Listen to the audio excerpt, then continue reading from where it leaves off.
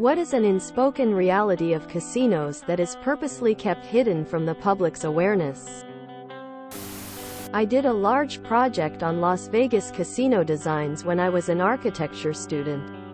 And it's crazy how they use psychology to manipulate you through the environment. Truly rats in a maze. Strange winding rooms without proper lines of sight, so you meander and get lost, and are always lead to machines. Carpets that are so dark or ugly that you're always looking up at the games. They'll play winning sounds at random to give the illusion people are winning when they aren't. All the flashing lights and alcohol in ritzy stores really not selling anything, and surrealist installations all meant to disorient you. There's entire textbooks about how to design casinos to keep vulnerable people there as long as possible and spend everything they have. They truly have it down to a science. All the suicides. That a large portion of their take comes from a small percentage of clients. Something like 62% from 14%. IIRR. I worked in a small cardroom. A dude died in the bathroom. They asked people to pause their games so dead guy could be removed, and players straight up refused to pause.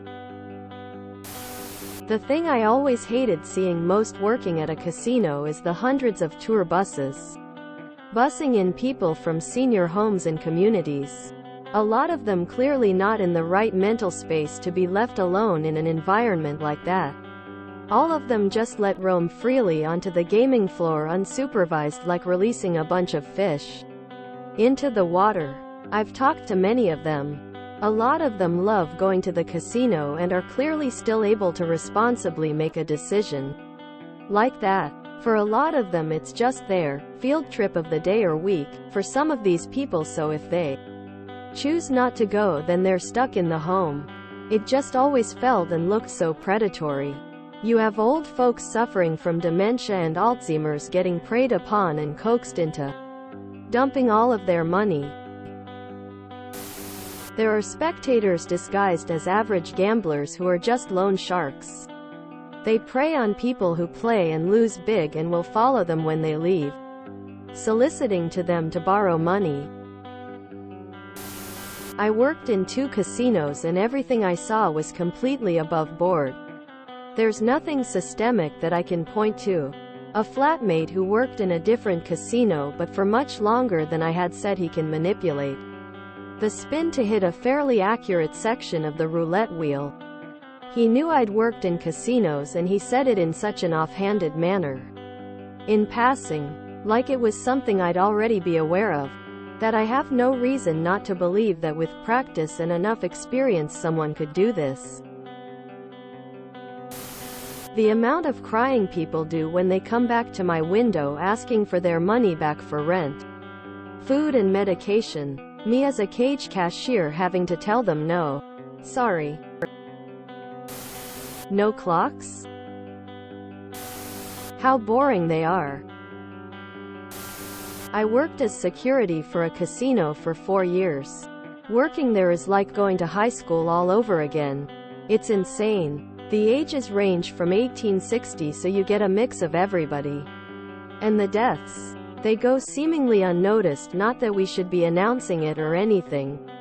But the morbid reality of it, while people are just going about gambling right next to said deceased person, is astonishing. Which goes on to my other one.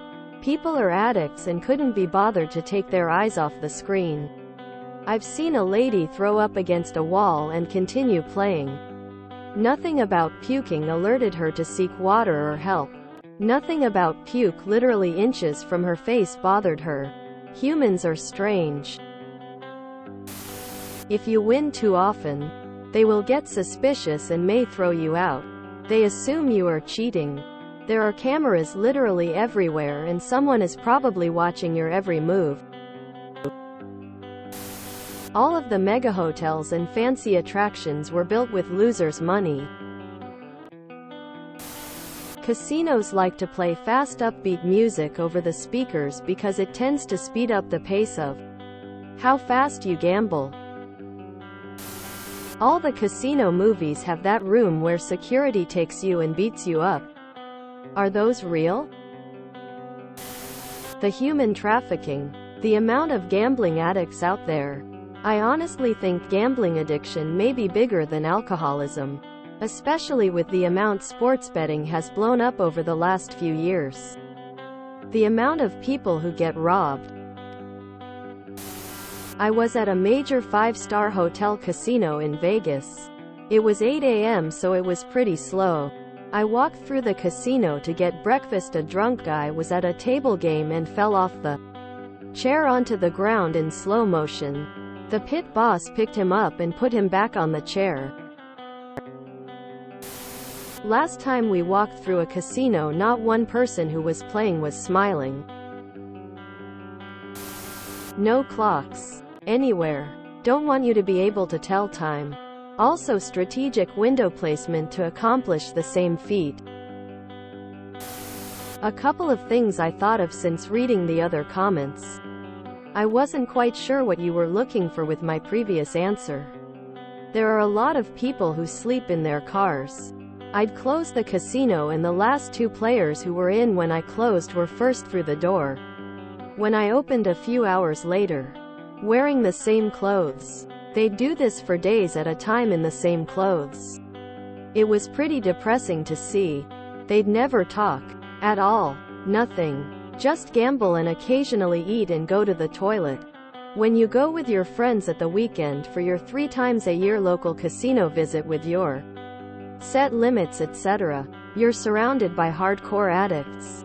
The dealer will have been dealing to the other 5 people at your table for hours that day. Most days.